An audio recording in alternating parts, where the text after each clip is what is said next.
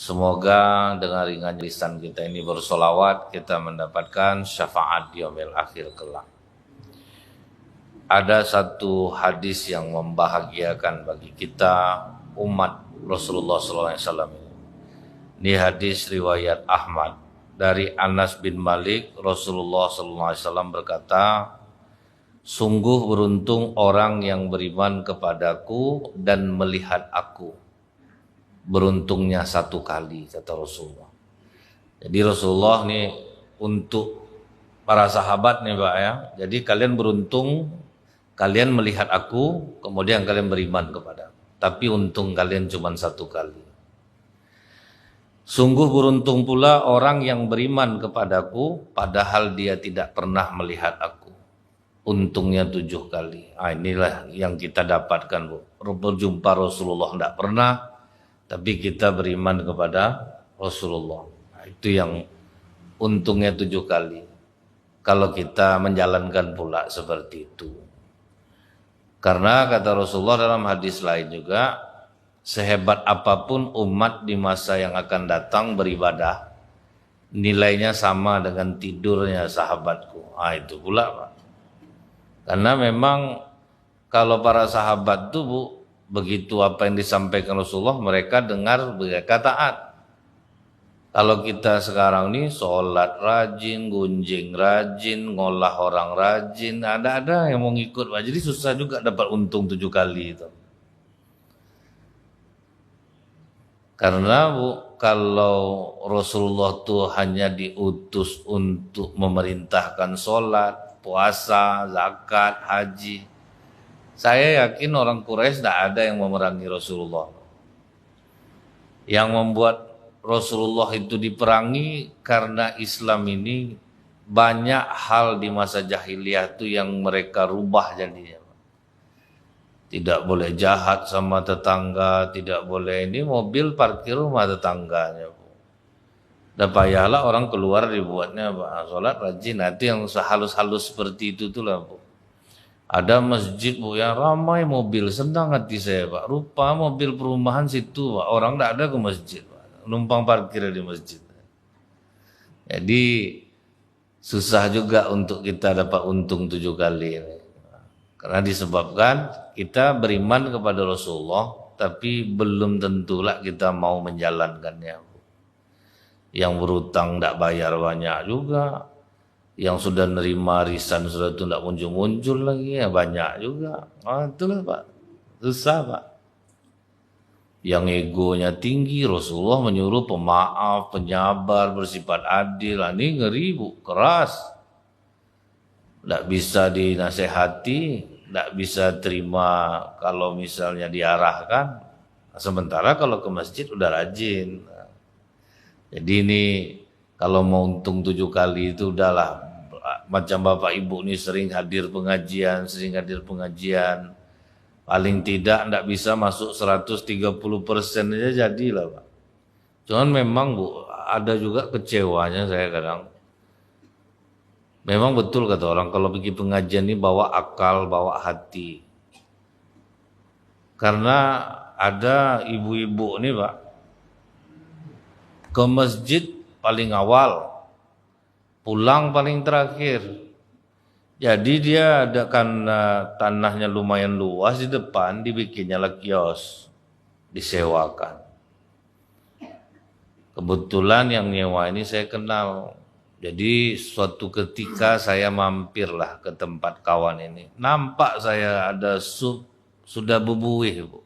Berarti kan sudah basi supnya.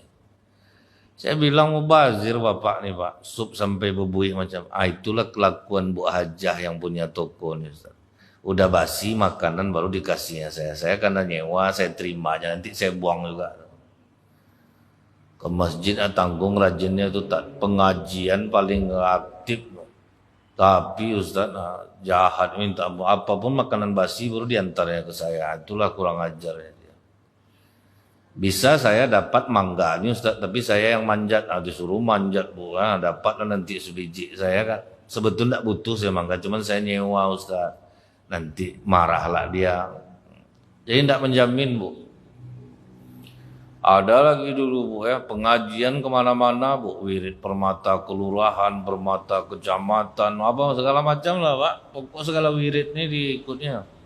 Tapi paling jahat di masjid, suka ngadu domba orang. Yang baru saya tahu sekarang, ada ternyata penyakit terbaru Bu, yang baru ditemukan tuh NPD. Gitu. NPD namanya Bu. Pokoknya dia tidak akan berubah. Itu ada tuh. Jadi penyakit macam itu, misal dia suka berutang, itu Pak ya, dia suka berutang, itu nanti dibantu, dibayarkan, tetap dia akan berutang balik. Itu memang orang yang tidak akan berubah. Jadi kalau misalnya istri nih Bu, dapat suami tidak berubah-berubah, bisa jadi dia penyakit ini, jangan diteruskan, azab nanti hidup ibu, gantilah baru, payah nanti itu Pak. Dia ada Pak tipe orang, dia bisa berubah, rupanya itu penyakit Bu, dan itu terapinya lama gitu. Jadi kalau ada orang merasakan hal seperti ini, dia suka mengulangi perbuatan yang sama dan tidak jera-jera. Itu tidak usah diharap perubahannya Bu. Dan ternyata baru kita pikir ya banyak orang yang menyesal jadinya karena itu. Misalnya nih Bu, orang berulang-ulang kali masuk penjara dengan kasus yang sama. Sampai belasan tahun. Sempat diambilnya keputusan sejak lama itu sudah selesai masalah. Ya. Cuman berharap mudah-mudahan berubah juga lah bang. Ini tidak ada balik deh balik. Itu yang dibilang orang Bu. Seenak apapun kita kasih anjing makan. Tetap juga tai yang dipilih. Nah, itu yang dimaksud tuh Pak. Nah, jadi selagi hati kita masih bisa terbuka Bapak Ibu, dengarkan apa saja yang menjadi dosa di dalam Islam ini, kemudian berusaha untuk meninggalkan. Karena banyak di situ tuh, maka kata para ulama, kenali keburukan bukan engkau untuk berbuat buruk, tapi agar kau terhindar darinya. Kalau enggak itu kita kan tidak akan tahu Pak. Misalnya nih Bu, Rasulullah ditanya oleh sahabat, mungkinkah seorang muslim itu pelit? Kata Rasulullah, mungkin kalau dia sedang tidak punya uang. Mungkinkah seorang muslim itu mencuri? Mungkin saja karena terdesak kebutuhan. Mungkinkah umat muslim itu berbohong? Kata Rasulullah, tidak. Orang Islam tidak akan berbohong. Nah, itu coba aja itu yang diamalkan Pak. Senang lah tuh. Ini kadang berjualan modal 35 ditawarkan 100, ditawar orang 75, modal belum dapat lagi tuh Kak. Sedikit kami ngambil untung padahal udah sebanyak tuh. Karena dianggap itu biasa. Itu Pak kan. Jadi ini yang harus kita pahami Pak. Karena kalau sholat, puasa, zakat, anak bapak ibu, cucu bapak ibu pun pandai ya kan. Cuman kita nih buahnya lagi Pak. Nah kita lihat Bu ya di dalam kitab Hayatus Sahabah yang kita bahas saat ini, bagaimana para sahabat itu Pak ya, begitu dalam cinta mereka kepada Rasulullah. Makanya Bu, mereka itu menjadi generasi yang kuat. Kenapa kata Rasulullah itu yang dibuatnya gitu, itu yang dijalannya, ditelannya mentah-mentah Pak, tidak ada bantahan apa-apa. Kalau kita ini pengajian kadang mana yang cocok sama kita pakai. Dia ada kadang Pak pengajian ini dia bertanya tapi untuk membenarkan dia. Jadi kalau tidak benar tidak bisa Ustaz. Salah Ustaz yang kemarin itu aja boleh. Sibuk mencari mana yang boleh untuk dia aja Pak. Tapi kalau sahabat apa kata Rasulullah itu diikut. Jadi cintanya para sahabat itu betul-betul lahir dari hati. Di perang Badar ada sahabat Rasulullah namanya Sa'ad bin Mu'adz. Waktu itu Rasulullah sebetulnya udah dalam keadaan down Pak.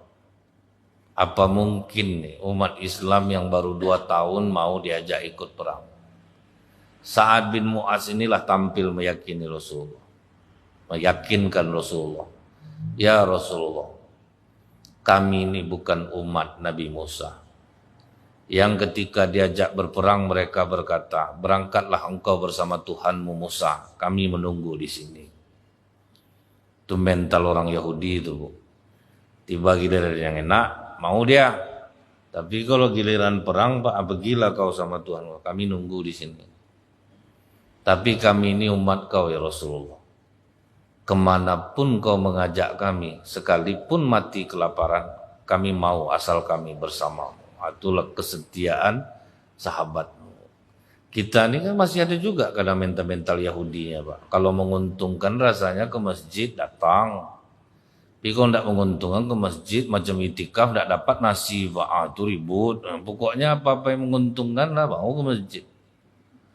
Banyak masjid kemarin bulan puasa berkelahi soal nasi itikaf, soal berbuka bersama.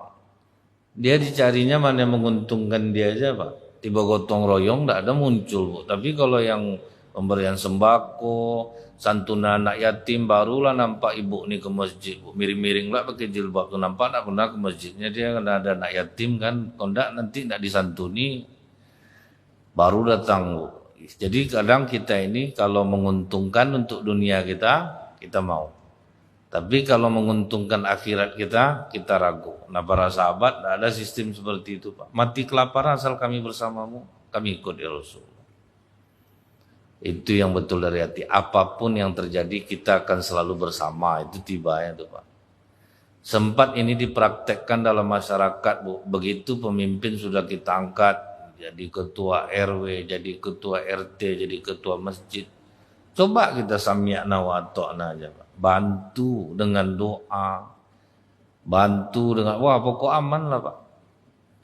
Tapi yang kasihan RW lah Bu sama RT. Kadang masyarakat nih kalau yang adil itu RT Pak dapat sembako satu dapat semuanya itu yang adil kata dia. Kadang udah dipilih orangnya Pak. Begitu nggak dapat diamuknya RT itu. Keluarga dia aja yang dikasih ini, yang ngamuk tuh gelang lah tanggung lah besar kadang. Jadi disinilah kita itu masih sulit untuk bisa menjadi orang yang maju itu Bu. Karena kita itu selalu mengambil sesuatu yang bisa menguntungkan diri kita sendiri. Sempatlah orang sehormat itu Bu ya. Bagaimana kalau pemimpin dah diangkat, dah kita nurut sama dia. Mungkin aman Bu. Makanya Arab Saudi itu Bu ya maju dan payah untuk diadu domba. Saya pernah coba ngajak orang tuh bergunjing Bu. Masalah pengawal Raja Salman kenapa mati. Saya coba ngajak bergunjing, Pak. Karena di situ paling payah dengan orang bergunjing. Gimana ceritanya pengawal Raja Salman ini mati ya?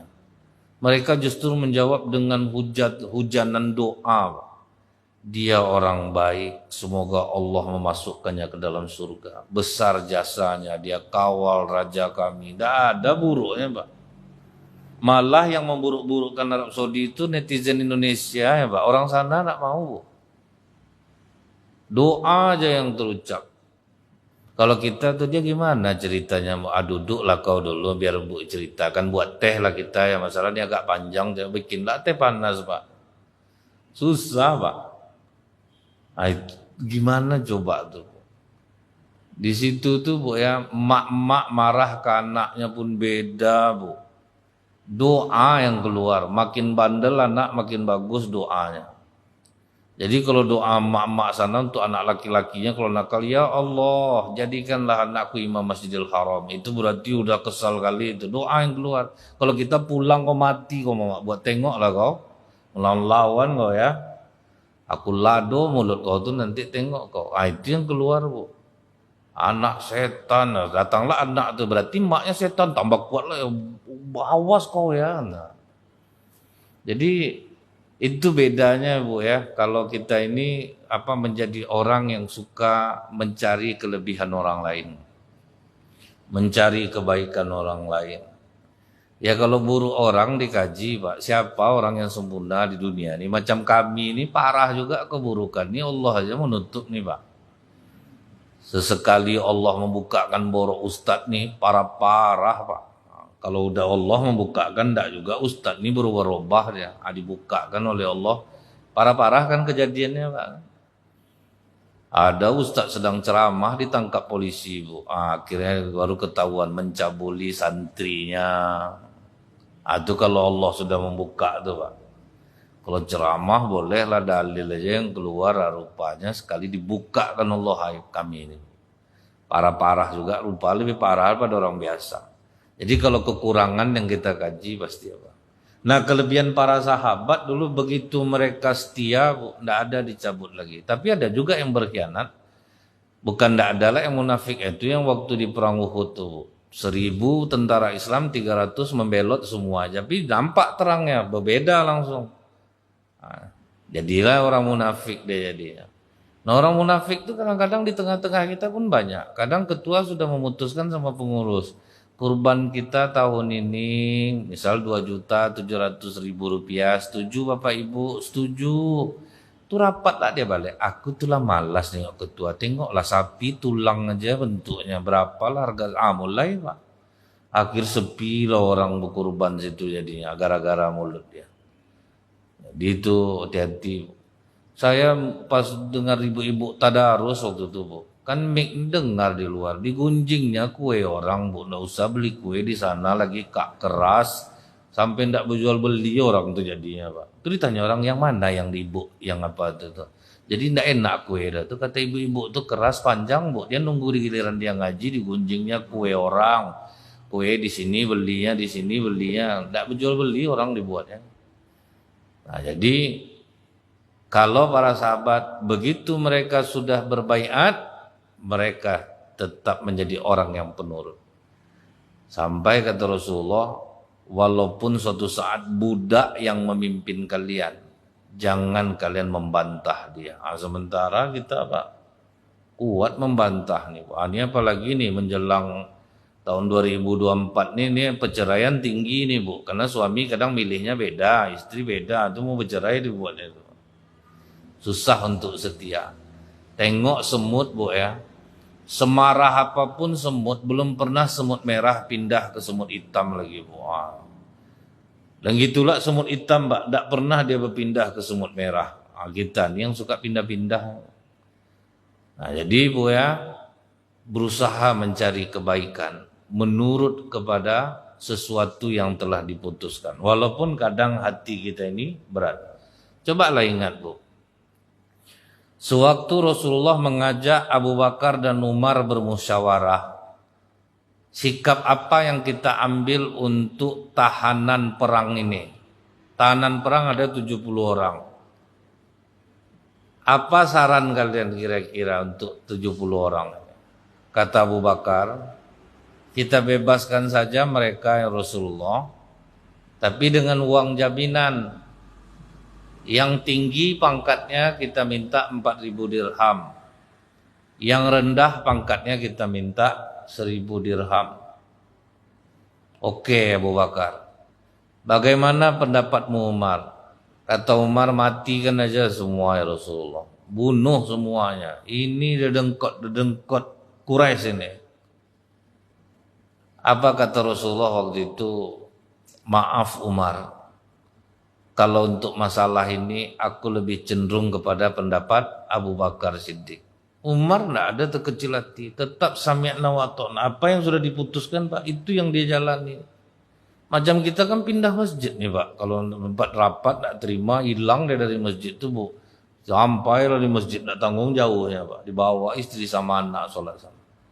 Jauh pindah nih Pak. Itulah, dia kadang ada orang pindah masjid ini karena benar. Nah, maksud saya ini yang karena ego gitu. Ada yang karena benar daripada nanti kotor hati saya Ustaz, lebih baik saya pindah tuh ada. Cuman kita belajar dari sahabatnya Pak Bu.